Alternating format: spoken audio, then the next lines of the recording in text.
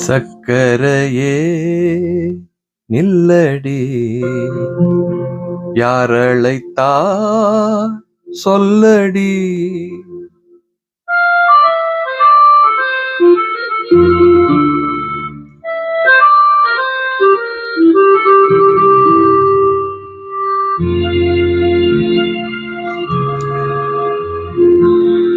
சக்கரையே நில்லடி, யாரழைத்தா சொல்லடி. சக்கரையே நில்லடி, யாரழைத்தார் சொல்லடி. நித்தம் நித்தம் சீனி தொட்டு தின்றதில்லையே, லட்டு கேட்டு வாயில் போட்டு வென்றதில்லையே. சக்கரையே நில்லடி, யாரழைத்தார் சொல்லடி.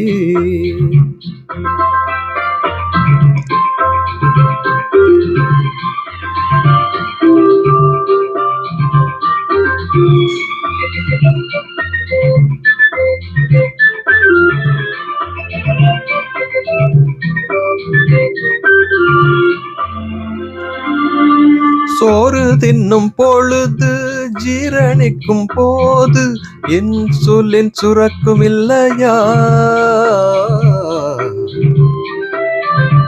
அப்பா அம்மா ஜீன்ஸ் நமக்கு வரும் போது சுகர் நோயும் வரும் இல்லையா?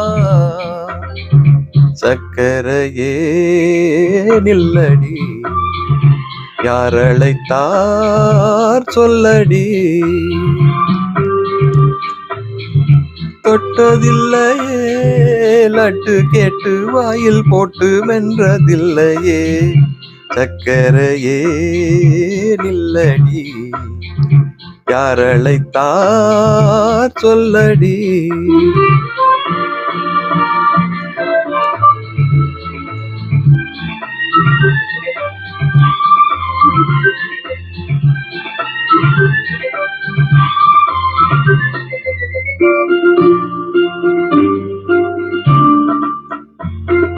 குண்டடிக்கும் கொழுப்பில் இன்சுலின் வேலை செய்யாது, சுகர் ஏற காரணம் கொழுப்பு.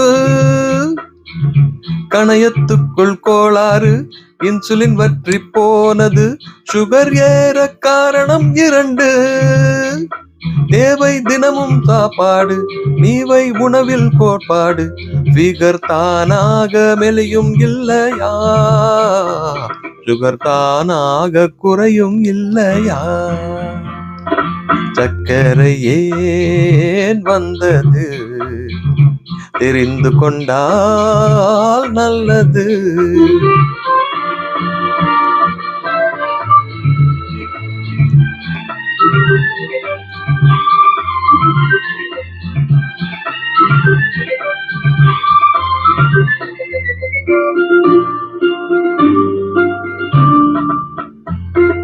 கால்கள் தினம் கழுவு, மாத்திரை தினம் முழுங்கு, சீழ் வைத்தால் ஆபத்தில்லையா?